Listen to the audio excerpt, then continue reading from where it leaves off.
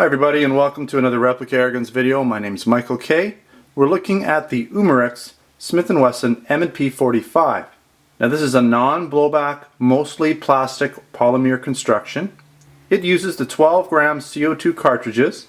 This gun shoots .177 caliber pellets and 4.5mm steel BBs. It uses these 8-shot rotary magazines. One is for pellets and one is for BBs. This replica gun has a claimed weight of 1.35 pounds, although to me it feels like it weighs quite a bit more. This gun also has a 3.3-inch rifled barrel. It also shoots in single and double action. Now the claimed feet per second for this pistol is up to 360 feet per second. This gun also has a rear adjustable sight, which is a nice touch.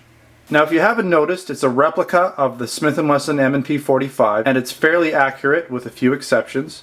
This gun is made in Taiwan and it comes in this clear type plastic packaging.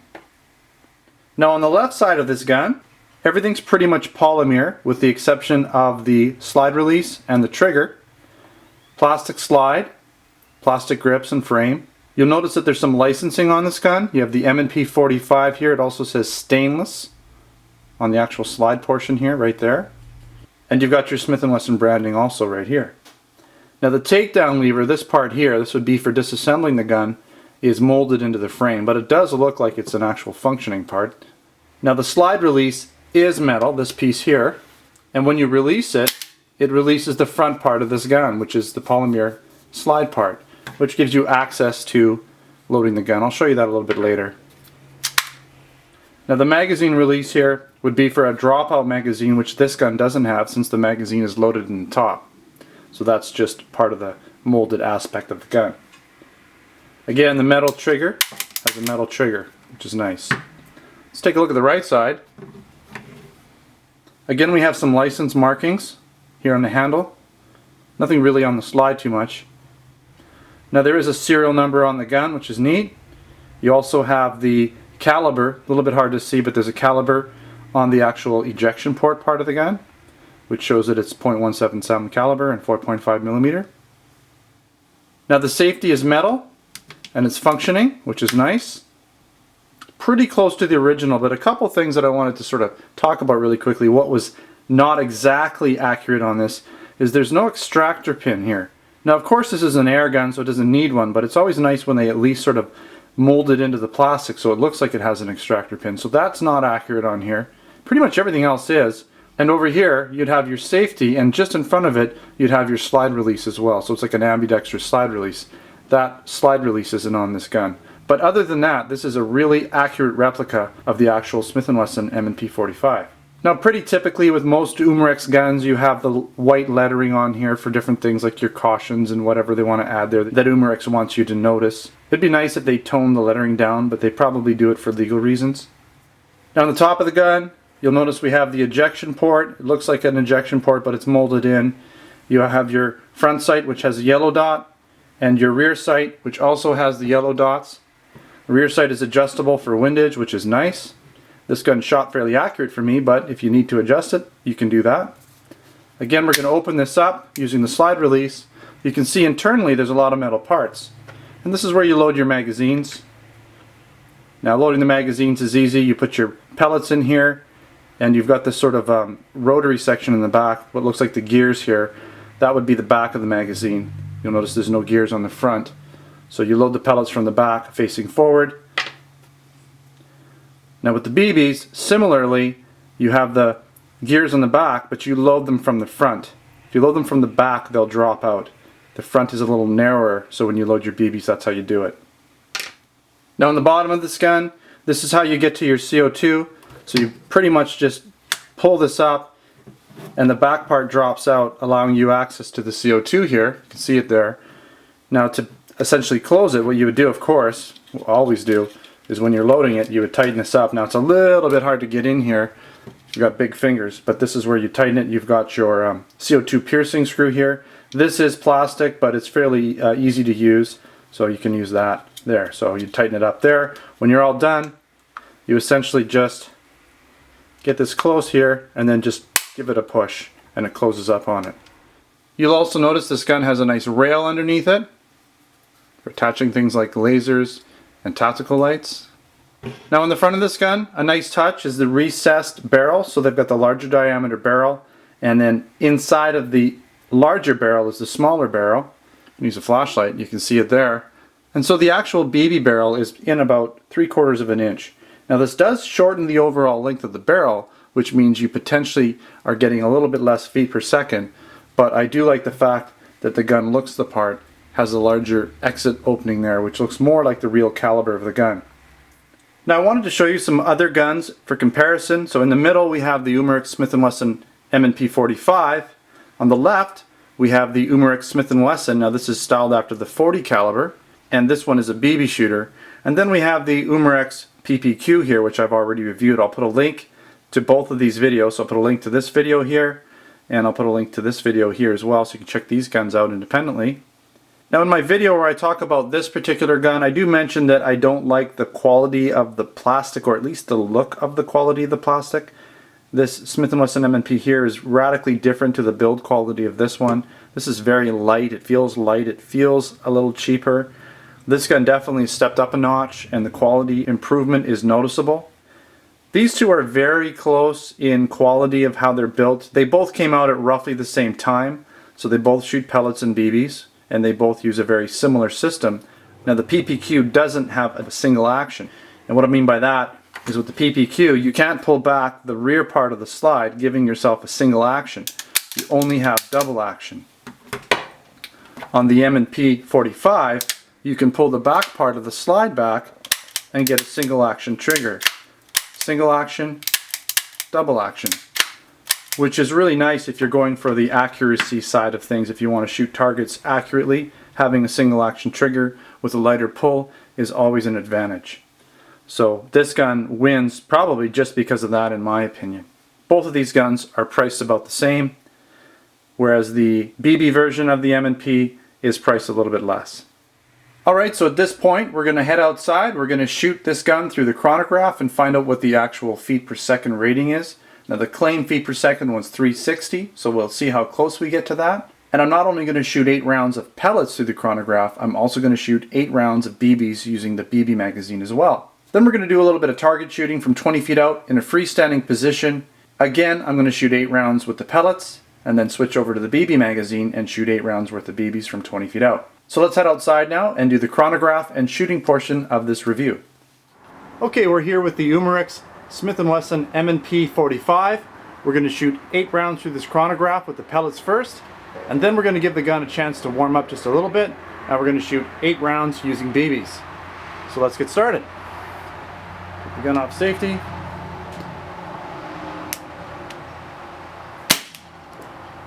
.376. 352, 341,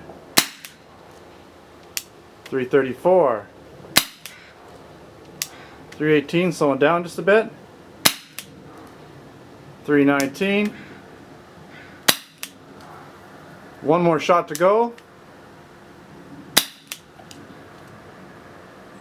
305. Now I'm using 6.9 grain pellets, by the way, for this part of the test. So let the gun warm up just a little bit, switch it over to BBs, and we'll try this test again. Alright, so I've given the Umarex Smith & Wesson M&P about a minute to warm back up. I've switched it over to BBs, and we're going to shoot 8 rounds through the chronograph and see if the BBs are a little bit faster.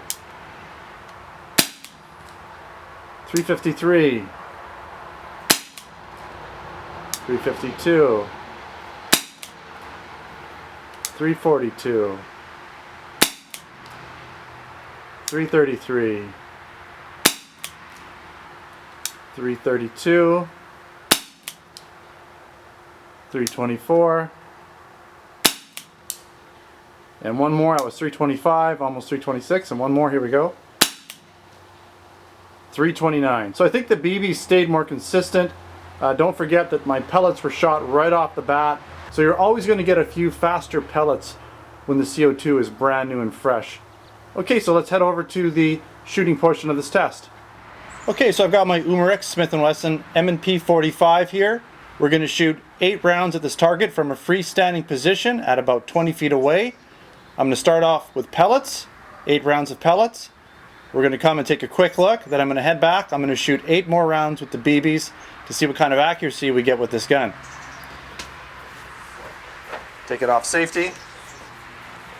We're going to be shooting this gun in single action mode. So I'll be cocking it every time. First shot, here we go.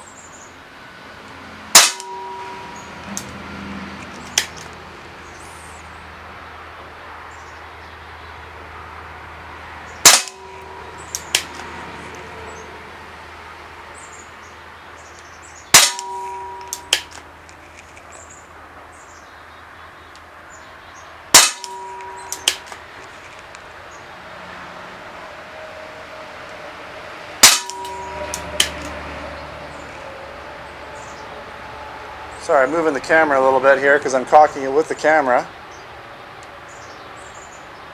Just the way the camera's mounted.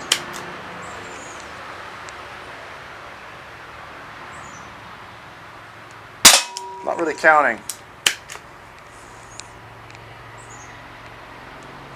I think we have one more maybe.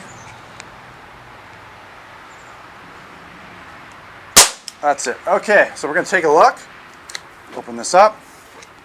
I'm going to change the BB out as we're going here to the BBs. Pretty centered actually. You can see that they were nicely centered.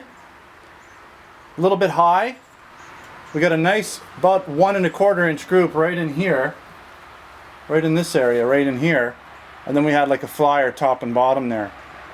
Pretty good though overall. It looks like it's about a 2.5 inch group, but there were some flyers there. Getting used to this gun. It's always fun the first time you shoot a gun. Now we've got the BBs in here. We're going to give it a go. See if the BBs do any better or worse.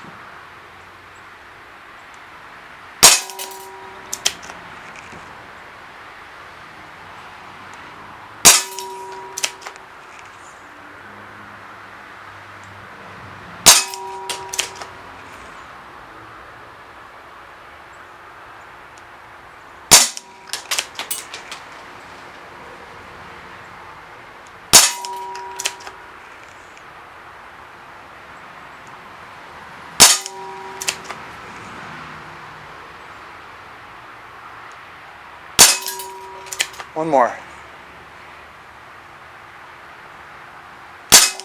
Okay, let's take a look. Well, they stayed about the same area there. Looks like they may have shot a little bit lower, but still well centered, and maybe even a tighter group. I'll have to take a look at the video to see if it was actually a tighter group or not. Alright, so let's head back inside and finish up the rest of the review. Okay, so I had a good time shooting this gun and testing it out on the chronograph. Now it did start out fairly high, shooting up in the 360 feet per second, but then it seemed to settle down a little bit with the pellets and get a little closer to 300. Still not too bad. Now when I switched over to the BB magazine, of course BBs being a little bit lighter, they stayed a little consistently higher. All in all, this gun did fairly close to the factory claim feet per second. You can see here that I have my original target, but now you can see I've shot some additional rounds through it. I shot 2 additional magazines worth of pellets and 2 additional magazines worth of BBs. So there was a total of 6 magazines. And if my math is correct, that would be 48 rounds in all. And you can see here that it really liked this one spot right here, just a hair to the left and just above the target. And there was a few that got out of there, but most of the rounds stayed within this 1 to 1.5 inch range. And I was shooting double action when I shot the rest of these rounds, so I was shooting fairly quickly. And sometimes, you know, to be honest, when I'm shooting for the camera, I tend to get maybe a little bit more stiff. It's definitely harder to shoot on camera, and sometimes that affects the shooting results.